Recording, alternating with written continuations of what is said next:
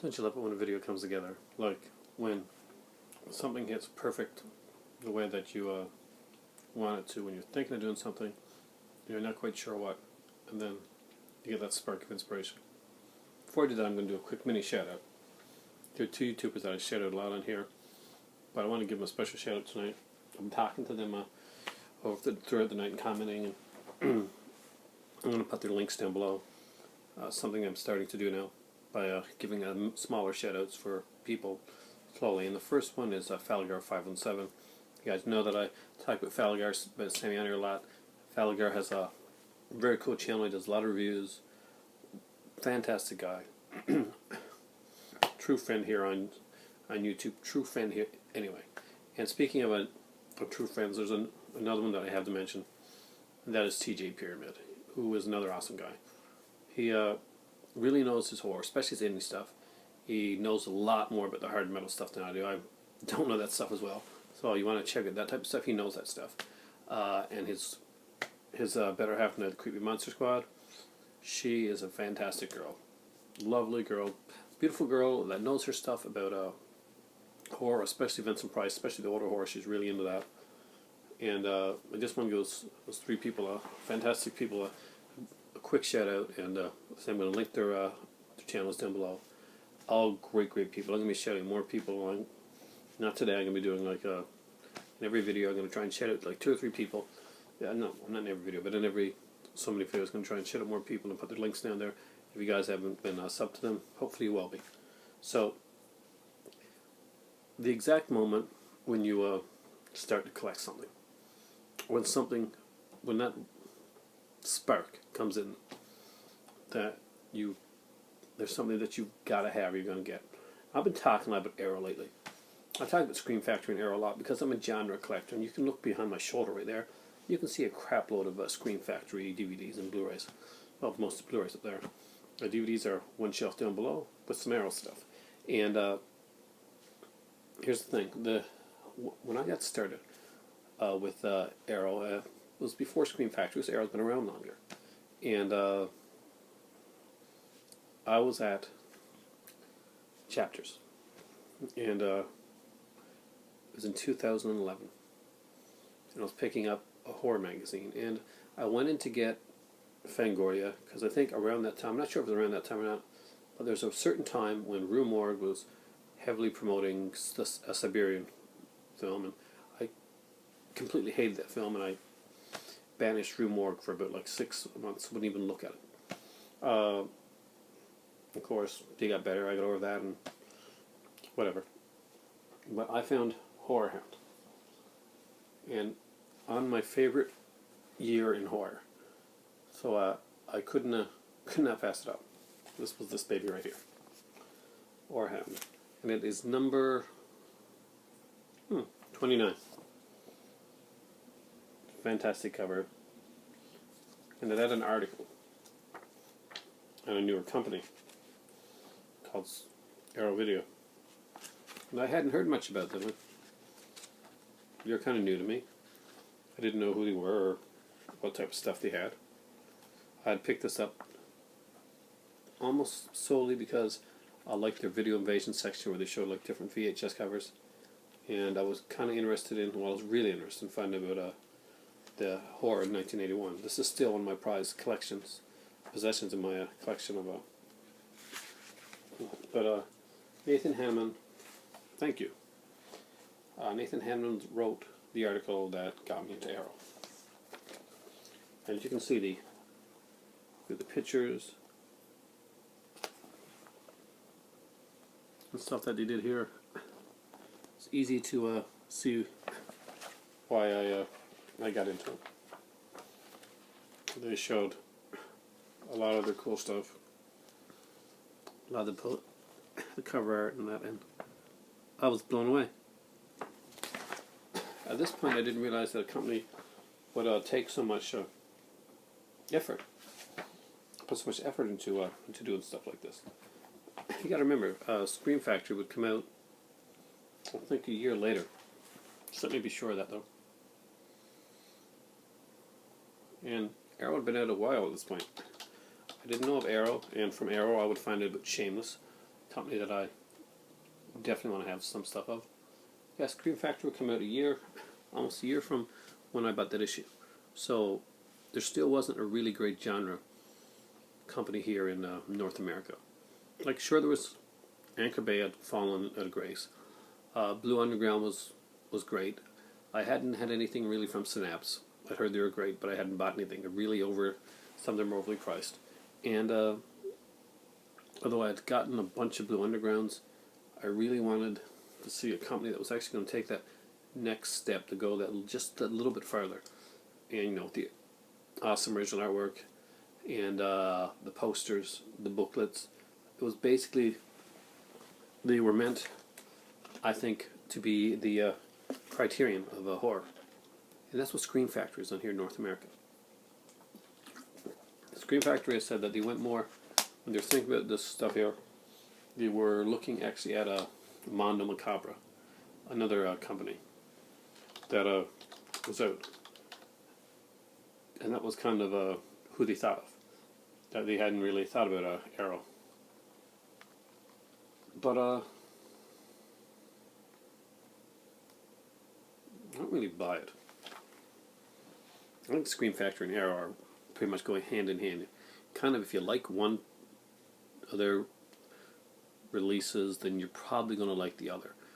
That's why some of the stuff cross over so much, because you have a similar fan base. Today, actually, my better half was picking up Life Force for me, the Blu-ray on Scream Factory. I'm like, honey, thanks, that's fantastic, but you forgot that I just bought Steelbook from Arrow, because it had the extra documentary. Extra documentaries, and she's like, okay. She said, "Oh, you got it coming?" I said, "Yeah, I don't need to have both of them. This is the one time I don't need to double dip." I had the DVD version of the Arrow, of the Life Force, and I was going to grab the Blu-ray one, but now that I'm getting the Blu-ray Steelbook from Arrow, I don't need to get the Scream Factory one. I got Scream Factory DVD. I'll just put that in there with that. I like both versions of the film, extra documentaries. And it's so cool. I was just in where I have my comic books at, and magazines, some magazines, and I just found this, and that sparked right there. I mean, like, if you can still get your hands. By the way, Horror Hound issue 29 is amazing. So let me show you something here, guys. Isn't that an awesome kind of like pull-out thing for movie posters in 1981? Love this.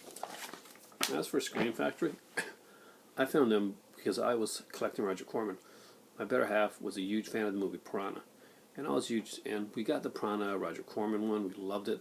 We ended up buying a lot of Roger Corman stuff. We watched Slumber Party Massacre trilogy together. There were so many of those. There was like Galaxy of Terror, which is a cool trippy movie. And you ever think about where you actually started? What started certain buying of certain companies? Like, I had picked up a couple of Criterions, but it hadn't been until recently that I really got into Criterions a lot. And that was because I watched videos on YouTube. And some people inspired me, and then that sale happened. The Barnes & Noble sale from last year. And ended up getting a lot. And it was fantastic. It's kind of cool when you think about the genesis of your collection and your collecting.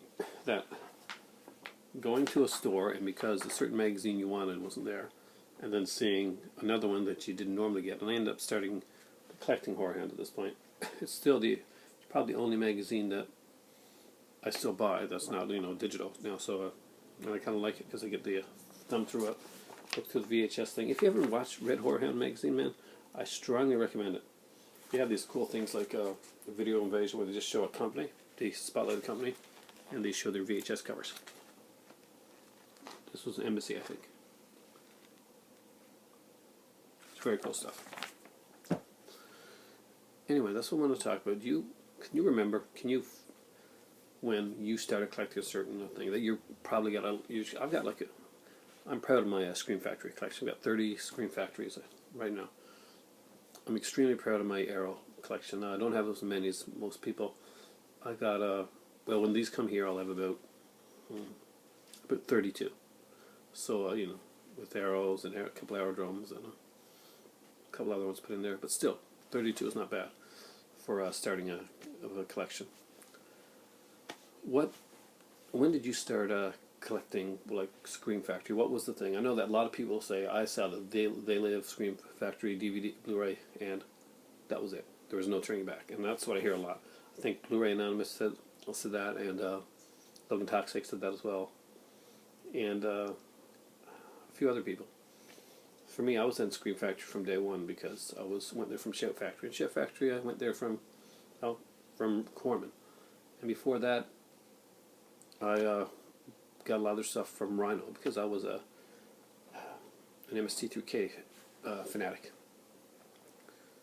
But anyway, that's my video for right now. And since I've had my cup of tea tonight, it's so weird that for over 700 videos, my tag has been at the end is that it's time for tea. But and I could have kept doing it, but I was going to do it when it's night, when it's that special time, when it really is time for tea, and keep it truthful, I guess. So right now, I'm actually going to read this Whorehound again. I haven't read it in a while, and kind of want to read that 1981 article and look at the arrow and see which ones I've gotten along the way. And plus, they got a really, really cool article on the Howling here and all the different versions of it. So, guys, have a fantastic night. For me, I'm just going to peruse my Whorehound and drink my water, because water's good for you. Gotta keep the system good.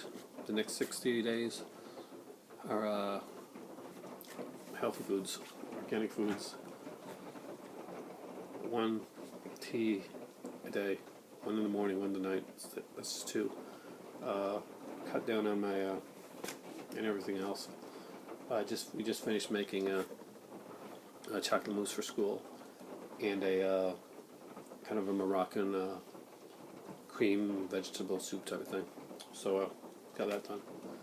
Bought some biscuit to go with it, to put in it and stuff like that. And it looks like it's raining outside.